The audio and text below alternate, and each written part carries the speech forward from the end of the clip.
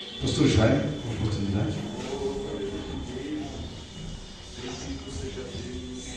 Meus amados irmãos, a paz do Senhor. Amém. Você que trouxe uma Bíblia, abre lá. No livro de Oséias, capítulo 4, versos 7 e 8. Eu vou ler em duas versões para que nós possamos ter uma clareza do texto no qual eu gostaria de compartilhar com os irmãos nesta noite.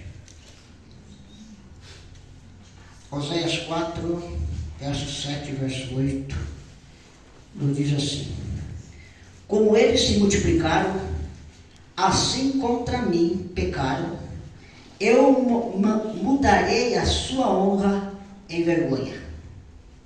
Alimentam-se do pecado do meu povo, e da maldade do meu povo tem ardente desejo.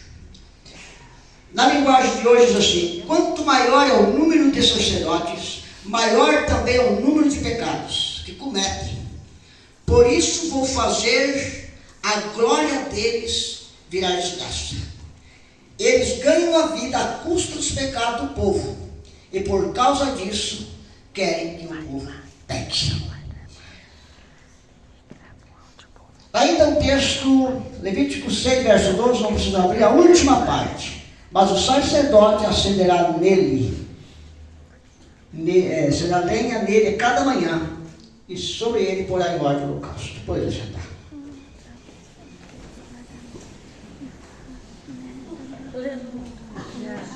Se você não deu glória a Deus até agora, não se prepare para dar, porque a mensagem não é para dar glória a Deus.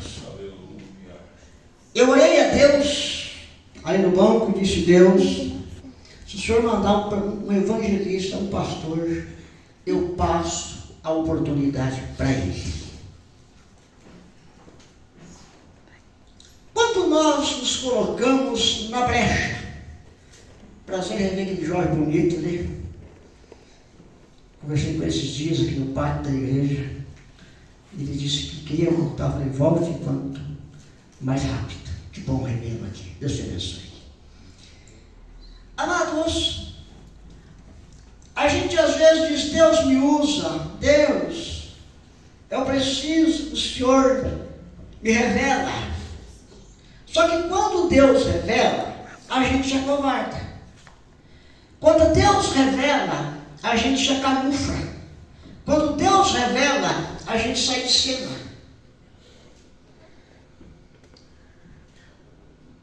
Setembro de 2024, ano passado, eu saí de um culto como este, uma quinta-feira, e eu fui para a minha casa.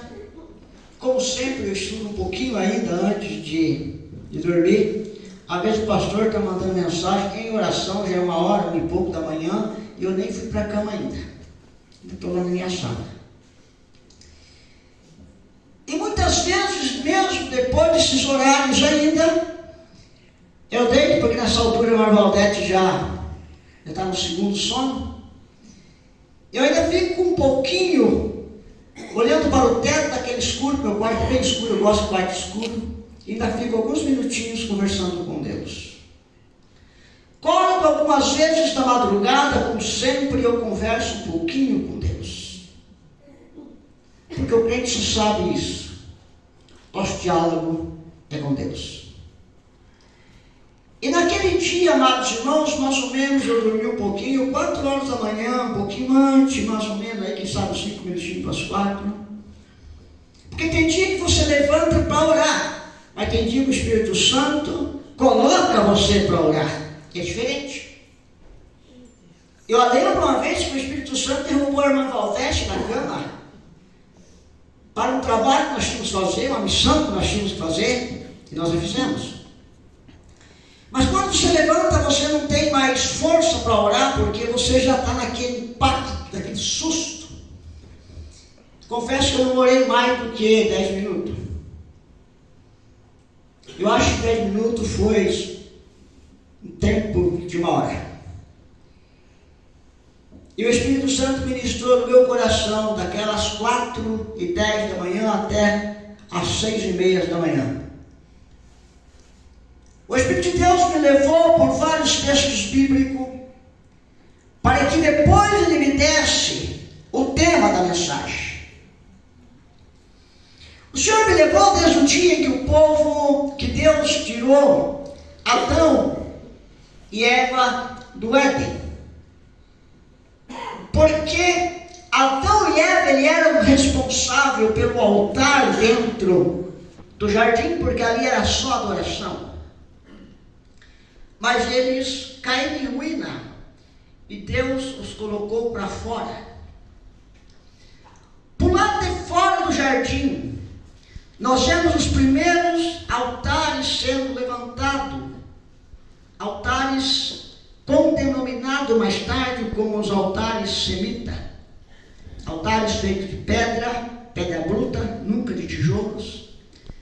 Altares feitos em rochas, cavados em rochas, alguns em chão batido. Mas o certo é que havia uma forma de adoração que representava ali o lugar de autoridade onde Deus se manifestava. Mas um dia esse altar também veio ao chão. Quando Caim, por um motivo de inveja, por não saber oferecer a Deus o seu melhor, não que a oferta de Caim não deveria ser aceita. Quando nós estudamos um pouco a Bíblia, vocês que é curioso, gostam de pesquisar um pouco, eu não sou versado nem em hebraico, nem em grego, mas estudo um pouco. Os originais vai dizer que a própria Bíblia também, na nossa linguagem, diz que Abel foi lá e escolheu do menor. Mas Caim simplesmente pegou do fruto da terra. Os originais vai nos dizer que ele não escolheu. É como se, por exemplo, eu chegar numa lavoura de soja, milho, sei lá, alguma coisa, e juntar com capim, carrapicho, esse picão que vocês chamam por aí, vocês vai chamar aqui, e juntar tudo e colocar no altar. E Deus não se agradou deste altar. E Deus foi me levando. Depois nós vemos, querido, Caim saindo da presença de Deus, foi criar um povo, e ali a gente não vê, parece mais altar. Parece dar uma silenciada, pelo menos alguns textos, alguns livros. Depois nós vamos ver o altar que Abraão levanta, muito antes, muito depois. E o Abraão, ele tinha 3 coisas que acompanhavam a vida do Abraão, que deve acompanhar a nossa vida, porque a mensagem desta noite é para nós obreiros. Que acompanhava a vida do Abraão. Era o altar, a tenda e o poço. Essa mensagem está uns 15 anos escrita. Essa, o altar, a tenda e o poço, é um estudo, não tem ainda. E essa faz um ano. Abraão tinha altar, tinha tenda e tinha o poço. O altar fala da sua adoração com Deus. A tenda fala do seu regaço, do seu abrigo. Mas o poço fala de transbordância de Deus na vida de Abraão. Essas 3 coisas não podem faltar na vida do homem de Deus, da mulher de Deus, daquele que adora a Deus. O povo entra em Canaã, muito tempo depois, lá para o ano 1250 a.C. Nós entramos agora para o período dos juízes, que vai em 1200 a 1030 a.C.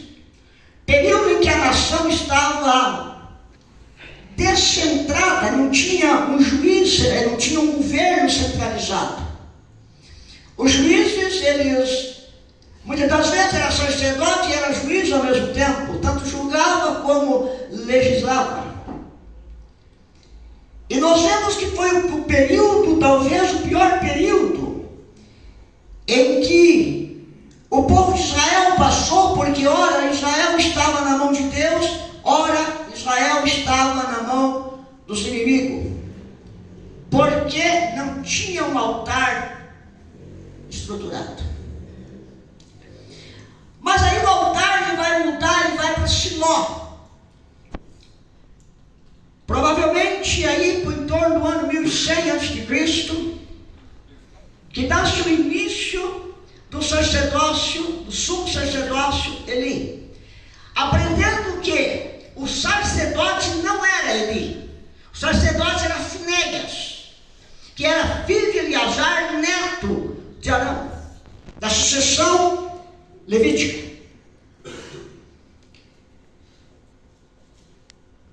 E nesse período nós vemos que acontece o momento mais caótico da nação de Israel, desde a saída do Egito até ao período quase já no final, aproximando o final dos juízes, porque Samuel logo entra em cena alguns anos depois, e ele é o último juiz de Israel. Nesse período, quando o altar estava em Siló, todos nós conhecemos a história que o sumo sacerdote Eli, ele perdeu as rédeas da casa de Deus. Ele perdeu as rédeas da liderança. E agora, o seu filho, Ofni e Finéias, a Bíblia vai nos dizer que eles prostituíam na porta do templo, da tenda, até então, tabernáculo. E Deus se ira. Deus perde o controle. E promove-se uma guerra entre os filisteus e o povo de Israel, uma batalha chamada Batalha Afec. Nós estamos aí no ano de 1094 a.C. E o povo de Israel, pensando que Deus ainda estava na arca, porque a arca representava a glória, como nós ouvimos ontem, com muita propriedade, até os períodos que a arca ficou nas casas. Quem não veio ontem perdeu uma escola, um aprendizado, como aprender nesta noite. Perdeu um aprendizado sobre a arca profundo. Pensando que Deus, ainda que a glória estava na arca, porque a arca ela era a presença de Deus entre o povo. E eles imaginando que Deus ainda estivesse no objeto de glória representado pela arca, eles tiram a arca do lugar dela e levam ela para os campos de batalha dos filisteus, porque eles vão usar uma prática do povo pagão, inclusive dos próprios filisteus da época, que eles levavam os seus deuses para os campos de batalha, esperando que os seus deuses lhe dessem livramento. E quando os seus deuses dessem livramento, eles subjugavam aquele povo, e havia então ali um ritual de passar por baixo da espada, por baixo do arco e assim por diante. Israel perde a batalha. E o altar morre. O altar acaba. Porque quando a glória sai do altar, sai da igreja, ou sai do nosso altar particular, que é a nossa vida de comunhão com Deus. Porque além desse parlatório, isso aqui é um parlatório. Além desse parlatório que nós chamamos de altar, parlatório por quê? Porque daqui eu me parlamento com vocês. Além desse altar, tipo, quando a gente fala sobre o altar, a primeira imagem, quando a gente fala sobre o sacerdote, permita-me dizer isso. E eu falei isso uma vez, Deus tomou a igreja de uma certa forma que foi quase impossível pregar naquela noite. Eu disse que quando a gente fala de altar de sacerdote, a primeira coisa que nós fazemos é vidrar o olho do pastor da igreja. Como se ele fosse o responsável por toda situação que acontece na casa de Deus. Muitas vezes não, nós vamos aprender isso nesta noite. Eu não tenho pressa. Você não cantar glória a Deus, não tem problema. Daqui a hora que você viu o tema da mensagem, o que Deus falou, você vai pedir para não ter vindo culto hoje. Você vai pedir para não ter vindo culto hoje. A maioria dos temas de mensagem eu falo com o meu Valdete, eu nem falei, se falasse você não prega. Porque esse dia eu escrevi uma crônica para colocar num lugar, ele disse, você está doido, você fazer isso, teu pescoço rola. Eu falei, então não vou. Então quando nós falamos de altar, e eu vou mostrar isso depois na sequência, em dois períodos, da mensagem, porque é praticamente um estudo. Que além deste altar, nós temos o nosso altar individual. Porque Romanos 12 diz assim: rogo, pois, irmãos, que apresenteis os vossos corpos em sacrifício vivo, santo e agradável a Deus, que é o vosso culto racional. Ou seja, é no individual. Não é um culto no coletivo, mas você tem um altar. E eu, como obreiro, nós como obreiro, nós temos um altar de responsabilidade grande diante de Deus. E às vezes nós oramos: Deus me coloca na brecha. Deus disse: eu vou te colocar na brecha, mas você vai se acovardar. Se eu te colocar na brecha, mas você vai sair.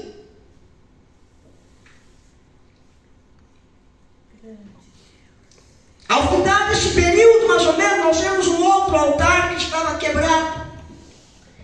Porque tiraram Deus do centro e colocaram Baal. Vocês vão ver eu sempre pregando em alguma coisa, eu não falo sobre isso. Eu prego muito sobre Elias, Moisés, sobre esses patriarcas da Bíblia. Eu gosto muito. Nós vamos ver que depois que a arca saiu, a Silóia, etc., e o altar destruído, Baal também estava no trono, sentado no lugar que não era dele. Entra um homem em cena, um homem chamado Elias, o leão dos profetas, considerado o leão dos profetas. E ele vai colocar em ordem o altar da adoração. Mais tarde nós vemos o templo, o grande templo de Salomão, que era o centro de adoração do povo de Israel. O povo não vinha adorar, talvez, nas igrejas, porque não tinha. Eles iam no templo, adorar a Deus no templo. E até hoje, os judeus de nascença, ele precisa fazer, pelo menos uma vez na vida, uma migração, ou melhor, fazer uma visitação à terra de Israel. É o maior privilégio para os judeus poder chegar em Jerusalém e ir aos muros das lamentações, e ali eles orarem a Deus, chorarem a Deus para a construção do novo templo.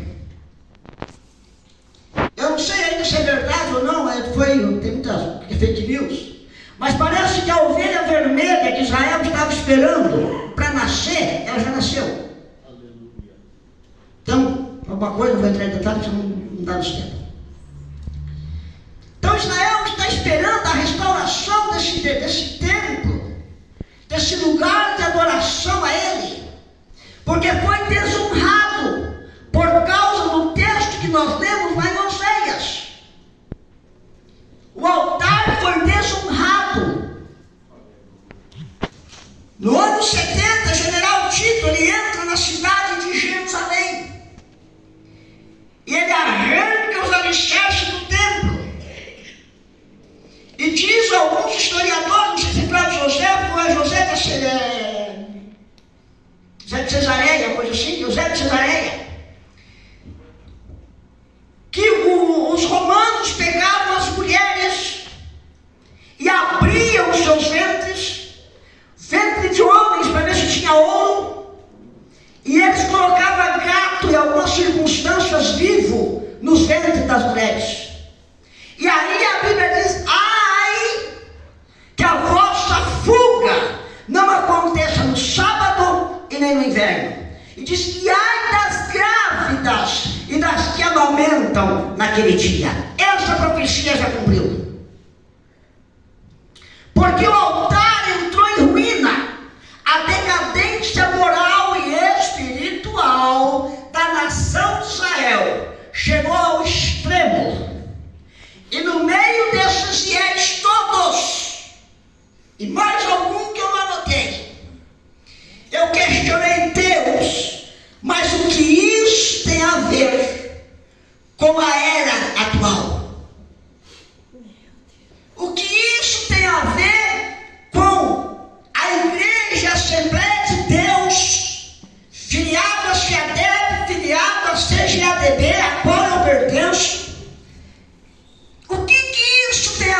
Deus.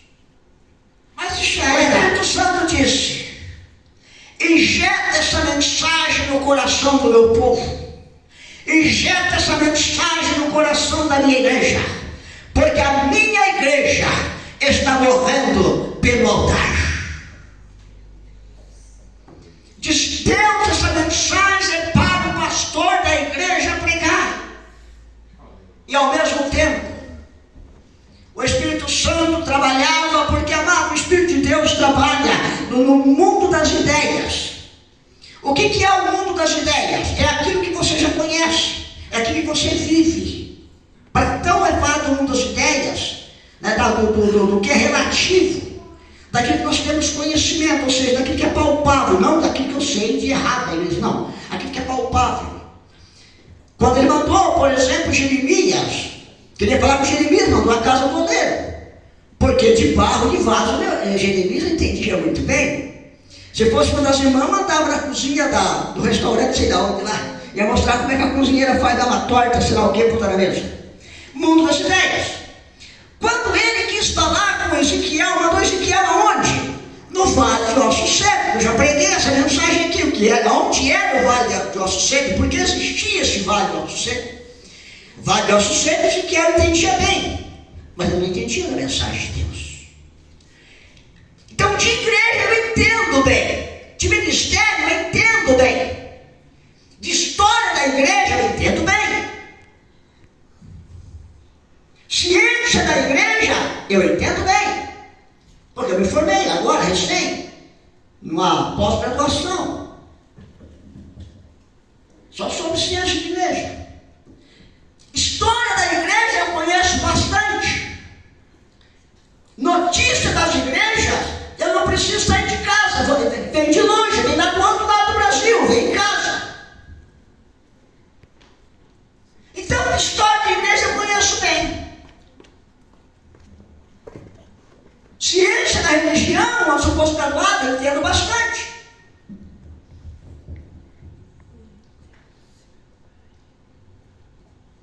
Então, o Espírito Santo diz de igreja, você entende. Então, fala para a igreja.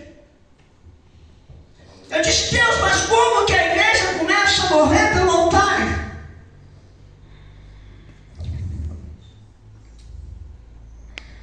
O Espírito Santo falava no meu coração.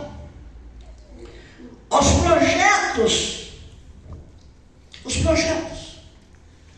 Quais são os projetos que nós temos para a obra missionária?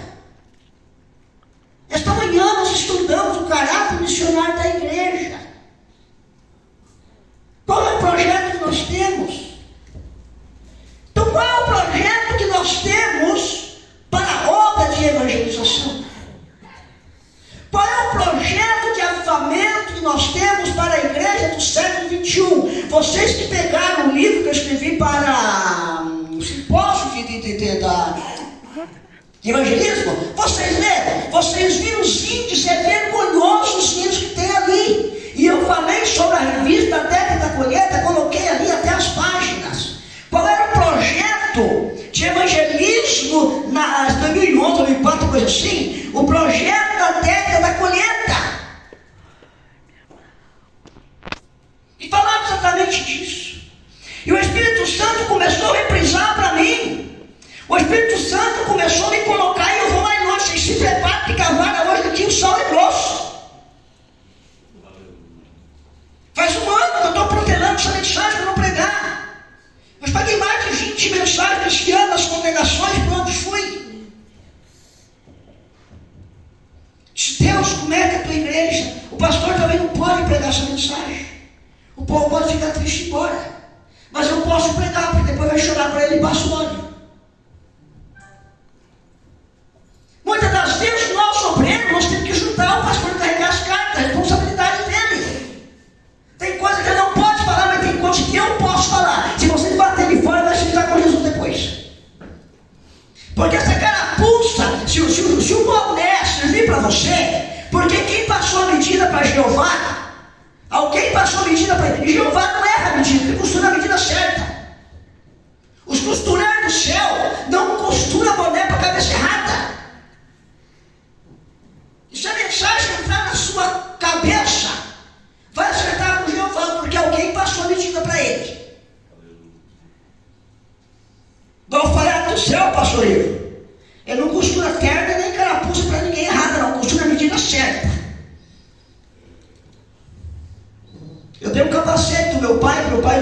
construção.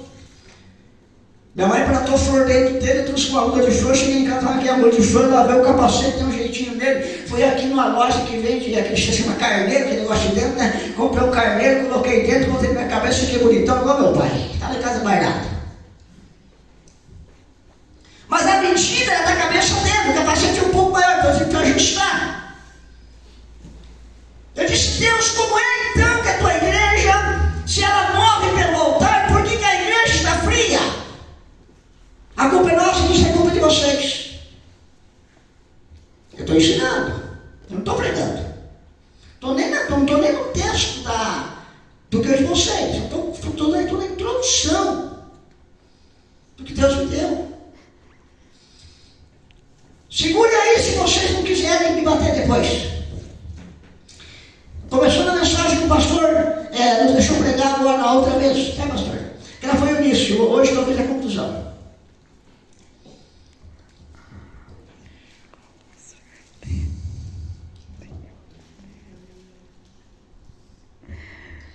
O Espírito de Deus me disse, olha para as lideranças da igreja. Agora você segura. Se tirar as irmãs do círculo de oração no sábado e no domingo, nós não temos cor para culto. Olha isso onde? Liderança forte, grupo forte. Back vocal, maestra forte, grupo forte. O Espírito Santo me diz, vocês falam tanto de oração, mas olha segunda-feira quem está orando.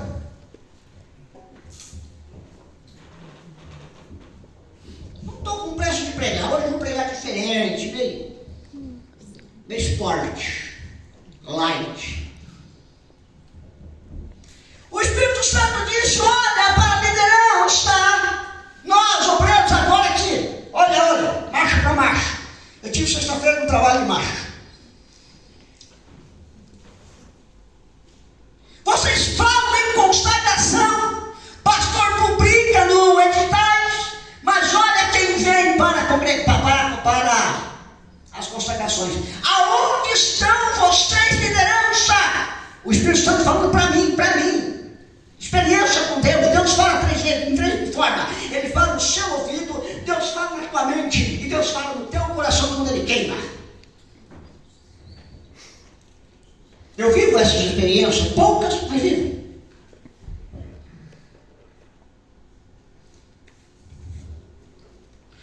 O Espírito Santo me diz, teu departamento está morrendo. A culpa não é do seu liderado, a culpa é sua.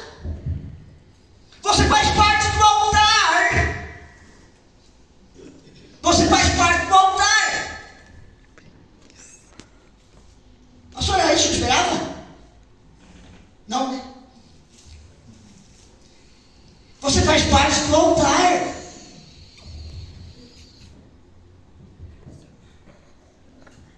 Se o teu departamento entrou em decadência, a culpa é minha, a culpa é sua. A igreja não está fria, nós que a esfriamos. Porque nem as nossas mensagens, também isso que eu vou aplicar hoje, não alcançam mais o coração do povo. Eu estou cansado, estou com o ouvido calejado, não daqui, mas de outros lugares por aí. Quando a pessoa diz, antes eu estivesse na igreja hoje, eu perdi meu tempo. Isso me coloca de joelho. Minha esposa não sabe nem o horário que eu oro, porque eu quero ter com Deus segredo. Hoje eu entrei, a molecada está fazendo muita bagunça, eu entrei na minha sala, comecei a jogar no livro, o Paulo em cima dos livros, sai daqui, vocês toquem tudo. Fechei a porta por dentro e disse, eu não quero ninguém aqui. E entrei numa angústia com Deus. Minha esposa viu, eu me sonei hoje à tarde. Porque quando Deus tem mensagem para a igreja, olha, minha veia já voltou, viu? Eu estava sem veia, sem cor. Porque quando Deus quer falar com a igreja, Deus quer mandar com Deus, manda recado. Para com esse negócio, Deus manda recado. Deus não é baixinho. Se baixinho, isso serve para duas coisas.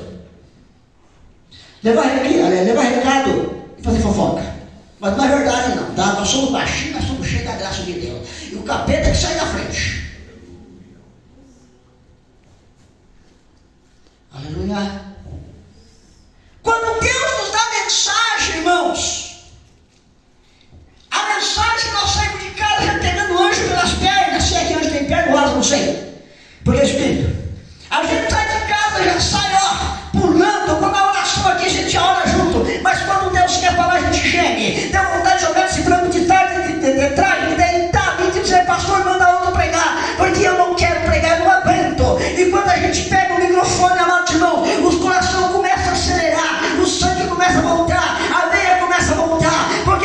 tem particular com Deus, você tem responsabilidade com Deus. Nós temos responsabilidade com essa palavra santa, gloriosa, pura, magnífica.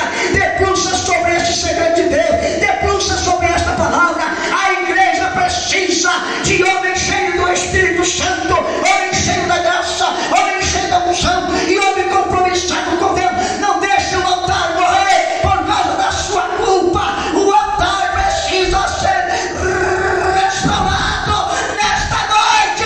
Levanta a baixada em nome de Jesus. Aleluia. É tempo de nós assumirmos a responsabilidade, honra, respeito e responsabilidade. Vou deixar a última.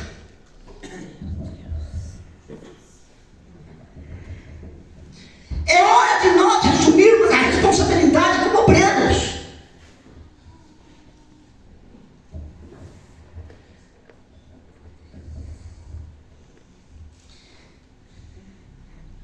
Depois que nós assumimos a nossa responsabilidade, por que eu li lá, Levítico 6:12?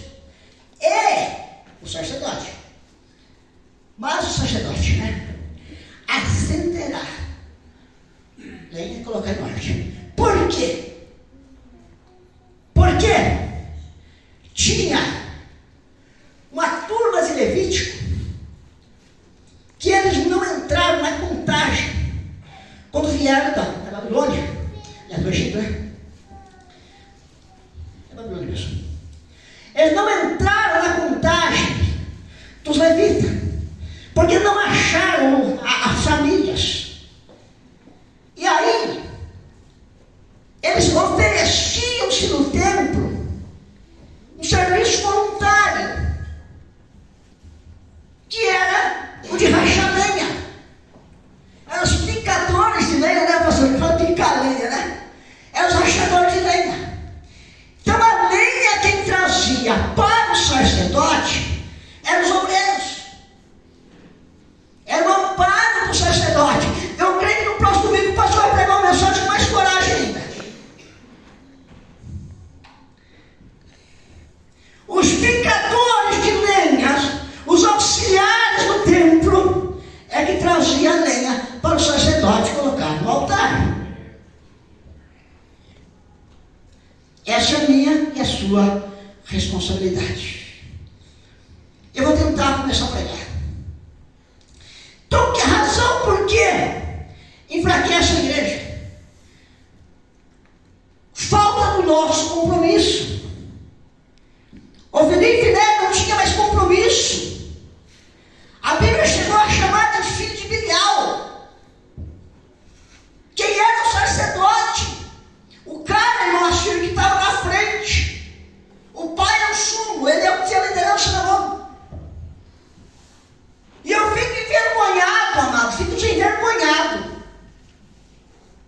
Quando a gente entra na nossa igreja, daí, fechar a boca e ficar calada. Dá, irmão, Claudenir. Só que isso daqui tem papo roxo baixinho, não tem medo. Porque se tem uma coisa que eu tenho compromisso, não é o pastor Carlos Eduardo. Eu respeito o pastor Carlos Eduardo. Respeito o pastor Daniel. Vivo debaixo da tutela dele, debaixo da batuta deles. Mas o meu compromisso com Deus, aonde eu vou pregar, o pastor Carlos Eduardo tem a minha agenda, o pastor Daniel tem a minha agenda. É o meu respeito, é o meu carinho, é a minha consideração. Mas o negócio com Deus é estreito.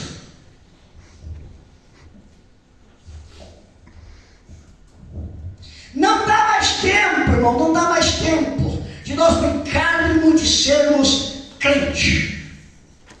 Não dá mais tempo de nós andarmos na contramão da palavra de Deus. Porque o altar entra em ruína quando a glória sai do altar. E por que a glória sai do altar? Porque o sacerdócio está em ruína.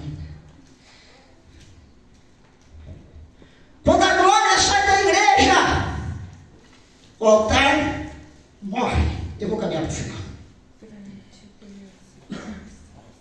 O altar enfraquece.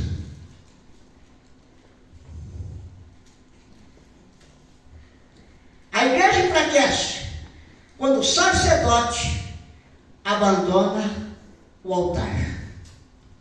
Eu estava em um culto no estado de Cascavel, num bairro chamado Alto Alegre. E o pastor, esqueci o nome dele, baixinho, moreninho, já dorme no Senhor. Pastor Neri Dama. Ele olhou para a irmã, chamou ali, se não me engano. Como se o púlpito fosse aqui, ela estava do lado esquerdo, o grupo de superação. Ele olhou para ela e disse: pastoreia o rebanho que Deus colocou na tua mão. Ele era o pastor da igreja. Pastoreia o rebanho que Deus colocou na vossa mão. Pastoreia, não é pausanteia. E ele olhou para ela indignado não. Então, como pastor, depois disse: pastor, como pastorear se eu não sou pastora? E naquela época, eu já estou a Curitiba quase 30 anos, isso faz mais de 35 anos. Quando se pensar em pastor em igreja, era uma ofensa. Ele olhou para ela e disse: irmã, esse rebanho que está na sua mão, é você que cuida dela. É você que cuida dele. Não abandone o altar. Abandono esse altar é relaxamento com as coisas que Deus coloca na nossa mão para fazer.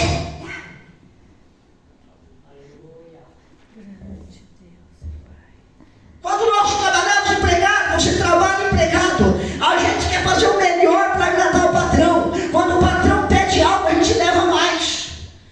Você vai na sala do diretor levar um problema, é proibido levar um problema sem levar a solução. Eu tinha uma colaboradora, eu deixava de falar com a minha assistente direta para falar com ela, porque quando eu falava com a Jaqueline, ela já preparava o relatório que eu precisava, o que o banco estava liberando, o que o banco ia pagar hoje, o que o banco ia pagar amanhã, e trazia prontinho, e trazia antecipado, jogava lá no sistema, o sistema já puxava automaticamente em tempo real para a minha planilha, eu tinha em tempo real. E aí alguém perguntava: mas por que você pede? A fulana pede para mim. Eu disse: nada não, porque você não pode falar. Então, na obra de Deus, tem que fazer a mais que Ele coloca na nossa mão. Glória a Deus. Aleluia. Temos que fazer mais do que aquilo que Deus coloca na nossa mão. Não é simplesmente nós termos uma responsabilidade, um título. Título eu tenho um monte. Sou capelão por 3 entidades. Título ele tem de um monte. Se for para pegar o diploma, dá para fazer um tapete. Dá para colocar na porta da igreja do púlpito. Título ele tem de um monte. Você coloca no papel, fica no canudo e guarda lá e acabou. Porque amados para fazer a obra de Deus.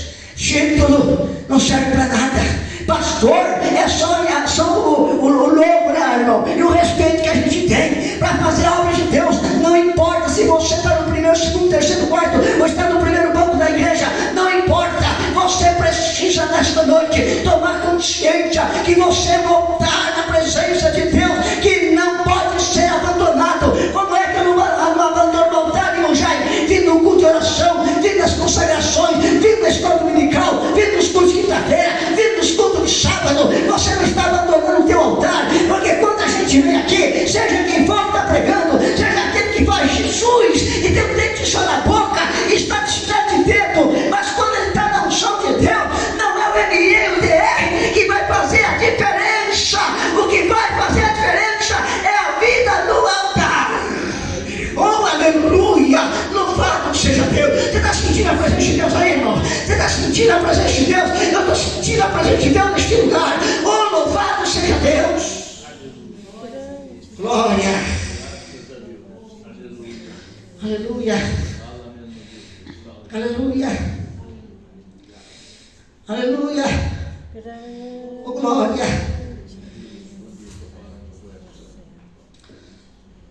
O povo chegou numa decadência moral tão grande.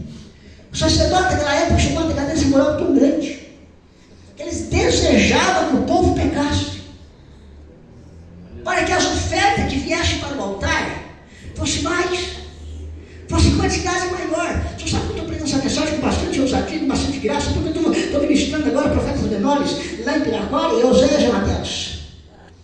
Então dá para divertir um pouquinho, né?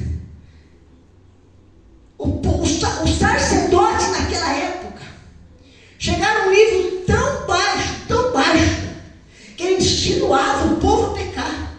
Porque quanto mais oferta vinha, mais eles tinham. O senhor sabe por que não se preocupa mais com o pecado hoje? Porque cada membro destituído no rol da igreja é um prejuízo para as finanças da igreja. Cada membro que sai das nossas igrejas procura um ministério que eu odeio, quando fala de ministério revelado. Essa palavra desce rasgando a minha alma.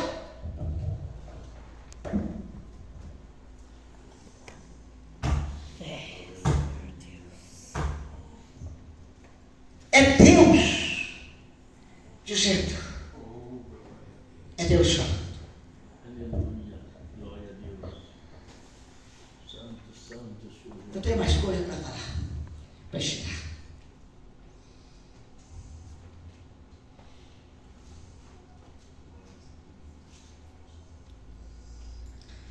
Oséias 4:8 diz: comem das ofertas pelo pecado do meu povo, e pela transgressão dele tem desejo ardente.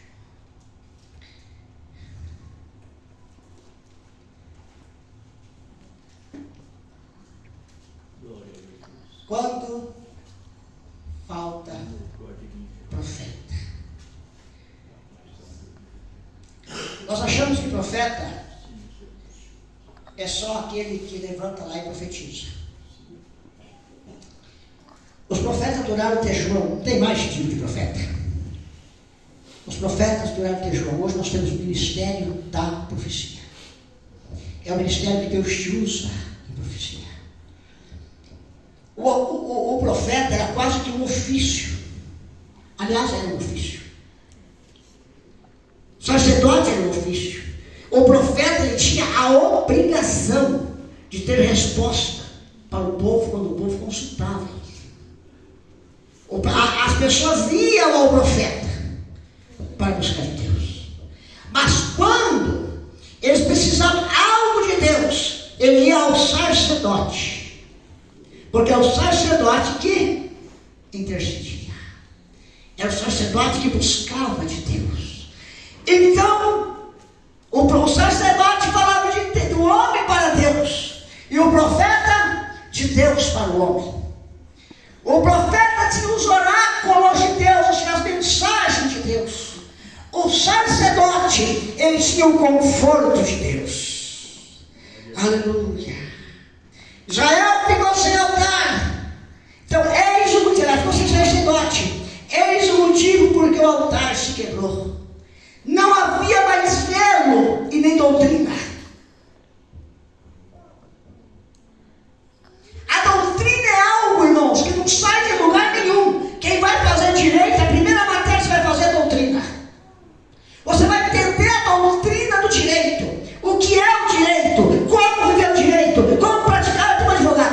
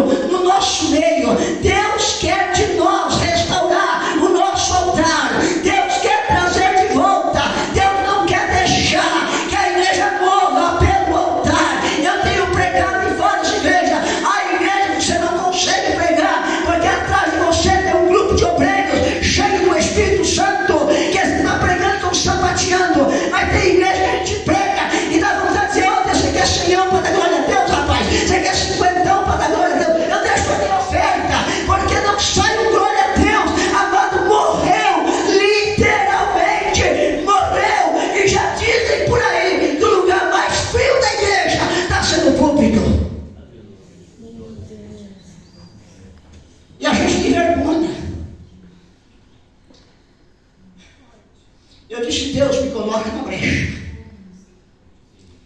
Eu quero ser alguém que trabalhe para ti. Senhor, eu não vou fazer trabalho voluntário, porque eu já sou voluntário na obra. Eu já estou na tua obra. Pastor, esse dia alguém mandou enrolar um negócio que mandou para mim. E eu peguei o cidadão e disse, agora você lembrou de mim, né? Pode deixar. Por esse dia eu vou convidar você para dar aula no Ibaté. Falei, não tem problema, meu amado. Hoje a minha aula custa R$150. São 5 aulas, você que sabe. E falou assim, irmão Jaime, é uma pena, porque o nosso voluntário não ganha isso. Então você pode deixar os voluntários trabalhar. Eu tenho lugar para ele. Falei, meu amigo, desculpa, agora eu vou me exaltar um pouquinho. Meu amigo, eu investi mais de 20 mil. Se for qualificado a mais. Em teologia, etc. Agora eu vou dar aula para você de graça. Vou lá em Piraquara mesmo, não está melhor. Mas muitas das vezes, o altar é em decadência por causa dessas coisinhas. Aí o Espírito Santo falou para mim, você está sendo egoísta, hein, rapaz? A Bíblia diz que graça recebeste, de graça dá. Eu disse, mas eu não vou dar de graça mesmo, eu vou cobrar agora. Porque me tocaram de lá, faz 7 anos, porque vou voltar.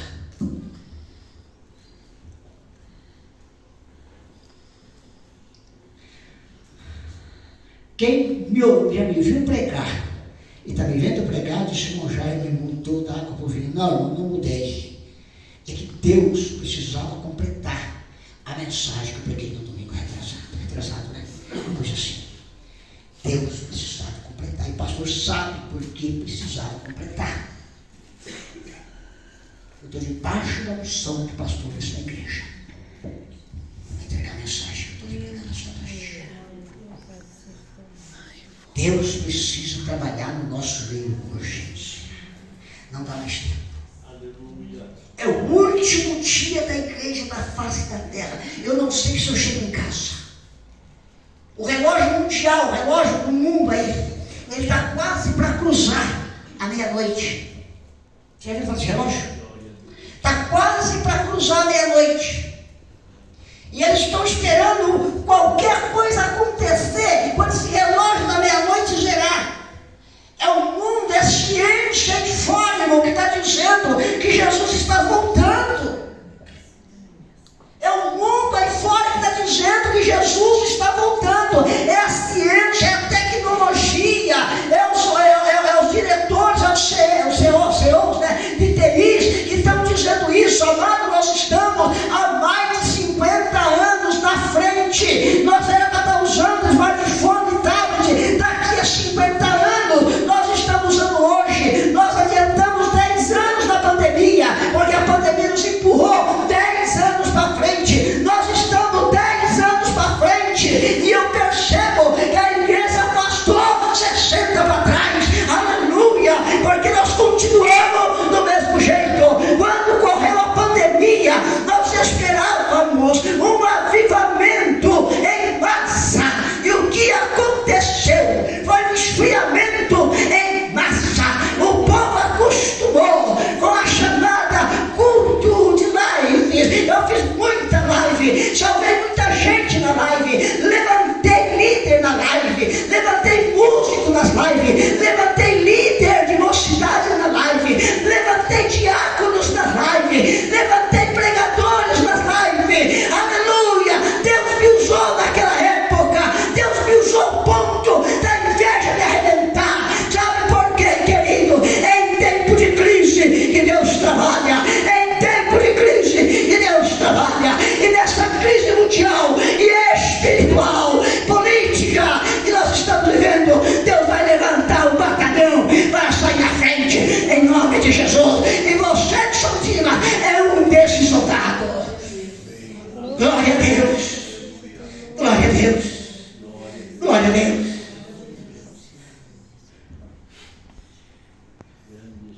Eu estive num lugar essa semana, pastor. O senhor sabe onde eu estive. Cheguei em casa com minha esposa. Foi o ministério está em descredibilidade. Por quê? Falei, deveria ter. Se tivesse 60 pessoas, 70 no máximo. Falei, só a congregação nós temos 40.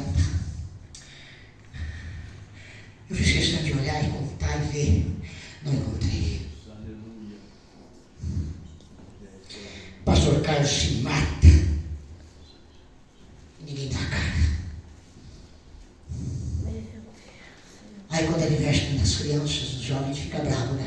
Eu sou um que fiquei bravo.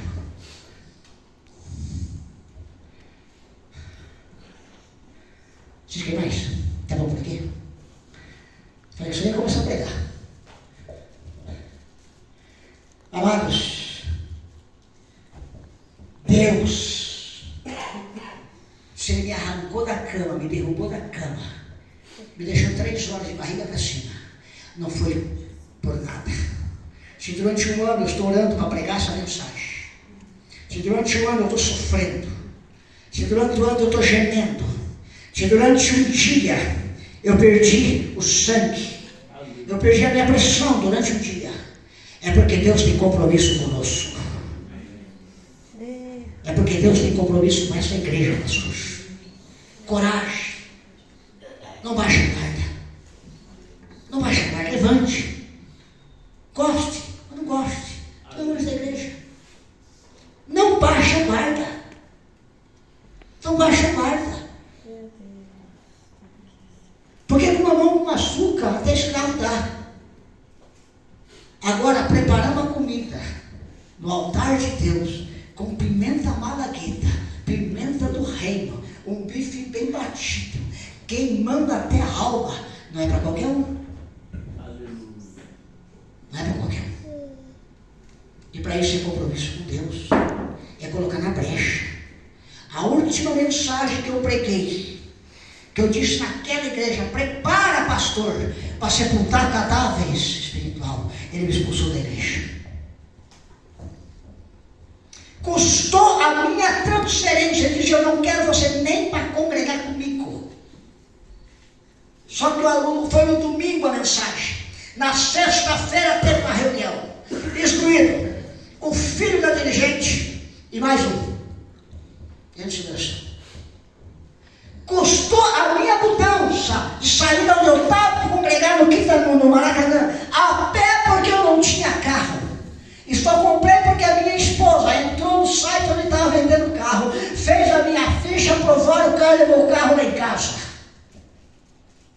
Ao preço a ser pago, ou você te coloca na brecha, ou Deus coloca um plumo na ponta do nariz e alinhava o dedão do pé. E se não alinhar, Deus vai quebrar e fazer de novo. A voz diz: ó Israel, prepara-te, ó Israel, para encontrar com o Senhor teu Deus. A voz, o que você está vendo? Eu estou vendo um plumo. Aí Deus diz: viste bem, porque eu vou colocar o plumo em Israel e não passarei mais por ele. Essa palavra, não passarei mais por ele, isso é o seguinte: não passarei mais com graça, mas passarei com a minha misericórdia, porque a misericórdia de Deus é a causa de nós não sermos consumidos. Aleluia! Se Deus está tolerando, é por causa da misericórdia, irmão. Se Deus está tolerando, não é porque eu e você somos bons, não. Se Deus está tolerando, pastorinho, não é porque nós somos pastores, não. Se Deus está tolerando, não é porque somos formados nisso, naquilo. Se Deus está tolerando, não é porque você é doutrinado. Se Deus está tolerando,